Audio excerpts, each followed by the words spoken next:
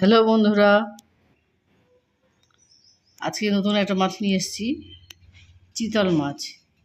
এই চিতল মাছের পেটি খেতে খুবই সুস্বাদু লাগবে এবং কোনো কাঁটা থাকে না, বড় বড় কাঁটা থাকে আর ছোটো ছোটো কোনো কাঁটা থাকে না, এই জন্য খেতেও বাচ্চারাও ভালোবাসে।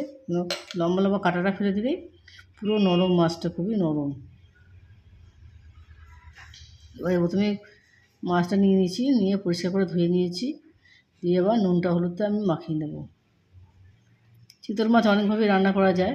চিতল মাছের মুইঠা বানানো যায়, চিতল মাছ থেকে এভাবে কালিয়া বানাবো। আজকে কালিয়া বানিয়ে আমি দেখাবো। ভালো করে নুন হলুদটা ভালো করে মিশিয়ে নিচ্ছি আমি। লম্বা লম্বা কাঁচের মাছগুলোকে আস্তে আস্তে, খুবই নরম হয়, আস্তে আস্তে করে মোলায়েম করে নুন হলুদটা আমি মাখিয়ে নিচ্ছি।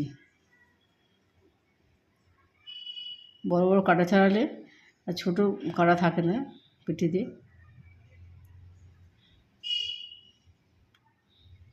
কড়ার মধ্যে আমি বেশি করে তেলটা দিলাম, অল্প অল্প করে মাছ ভেজে নেব। মাছগুলো একটু লম্বা লম্বা বড় বড় সাইজ, শুধু অল্প অল্প করে ভাজবো, একসঙ্গে বেশি মাছ দিয়ে আমি ভাজবো না।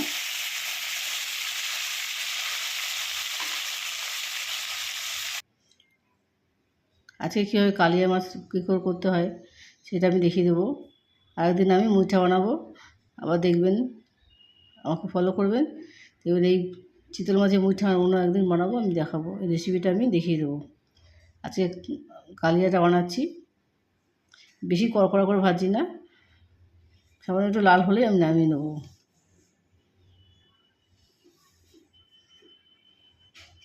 বাদবাকি মাছগুলো আমি এইভাবেই ভেজে নেব।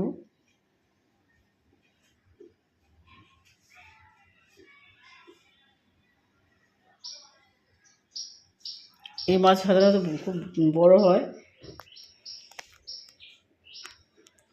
সুস্বাদু হয়, খেতে খুবই ভালো লাগে।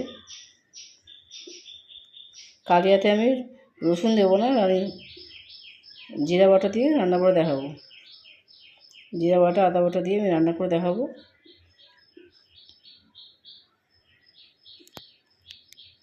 অনেকভাবেই রান্না করা যায়, এর মধ্যে কিশমিশ, কাজু কিশমিশ দিতে পারেন, কিন্তু আমি কাজু কিশমিশটা দেবো না, এমনি বাদাম দিয়ে রান্না করে দেখাবো। আপনি যদি পারেন দই দিয়েও দইয়ের মধ্যে দিতে পারেন।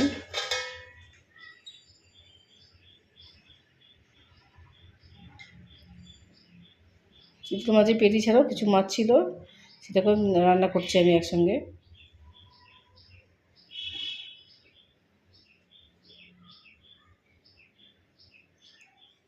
পেটিতে বেশি মাছ হয় না, একটা মাছের যেটুকু অংশ থাকে পেটি অল্পই বেরোয়।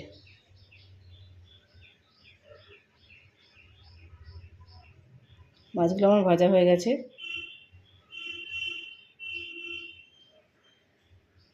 মাছগুলো ভাজা হয়ে গেলে আমি ফোড়ন দিয়ে দেবো। আপনারা লাইক এবং সাবস্ক্রাইব করতে ভুলবেন না, কমেন্টে আমাকে জানাতে পারেন এই রান্নাগুলো কেমন হচ্ছে। আপনি বাড়িতে অবশ্যই রান্না করবেন। বেল আইকন প্রেস করতে পারেন, তাহলে তাড়াতাড়ি নোটিফিকেশান পেয়ে যাবেন। প্রথমে আমি জিরা ফোড়ন দিচ্ছি, জিরা এবং গরম মশলা ফোড়ন দিচ্ছি।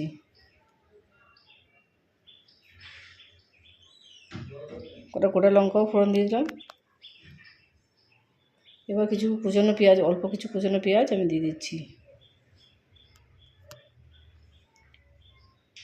গ্যাসের আঁচটা এই সময় কমিয়ে দেবেন। এবার কিছু বাটা মশলা দেব। গোটা জিরে নিয়েছি, বাদাম নিয়েছি কিছু, এর মধ্যে আদা দিয়ে দেবো, পেঁয়াজ দিয়ে দেবো,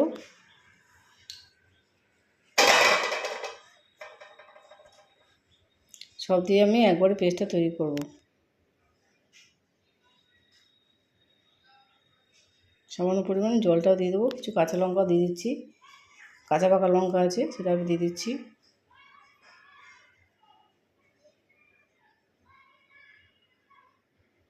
সামান্য জল দিয়ে একটু ঘন একটা পেস্ট বানিয়ে নিচ্ছি।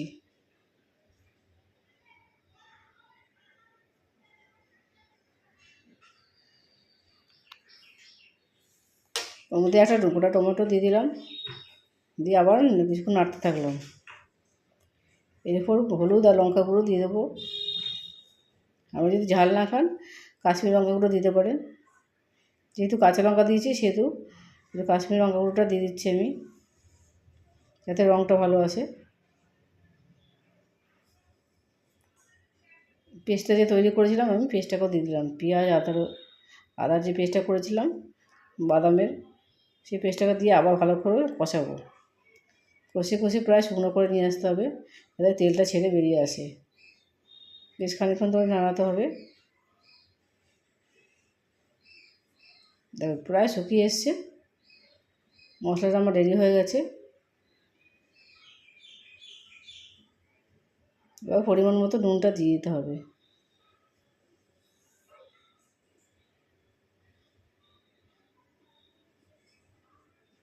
নুনটা দিয়ে আবারও নাড়তে হবে, যাতে ভালো মতো মিশে যায়। দেখো প্রায় মশলাটা ভালো মতো শুকিয়ে এসছে। এবার আমি জল দিয়ে দেবো, যতটা জলের দরকার হয় ততটা জল দিয়ে দেবো, যাতে মাছগুলো একটু ডুবে যায়, ঝোল ঝোল মতো থাকে। যেহেতু আমি কালিয়া রান্না করছি সেহেতু একটু অল্প ঝোল ঝোল রাখবো। একটু ফুট দিলেই মাছগুলো আমি এক এক করে ছেড়ে দিচ্ছি।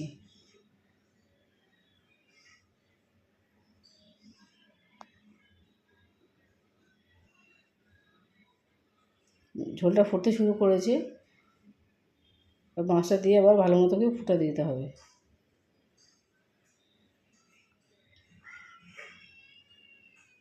আস্তে আস্তে করে দেবেন যাতে ভেঙে না যায়, মাছটা খুবই নরম হয় তো, আস্তে আস্তে করে দেবেন। ঝোলটা ফুটতে শুরু করেছে, বেশ একটু মাখা মাখা হয়ে আসলে তবেই আমি এটাকে নামাবো। গ্রেভিটা ভালো মতো ফুটে উঠুক। অনেকটা ভালো মতোই ফুটে গেছে।